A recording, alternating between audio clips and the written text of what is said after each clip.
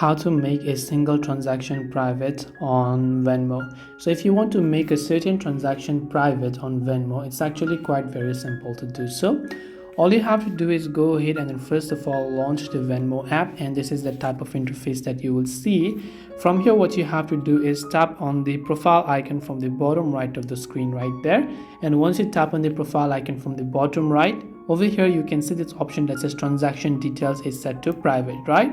Now once you've done that, under who can see this, you can say private or your default. So here you'll be able to select and make a certain transaction completely private. So select the transaction that you want to make private and just select private by your default option, and once done, that particular transaction will be set completely private. This way you should be able to go ahead and then basically set a certain transaction to private on Venmo.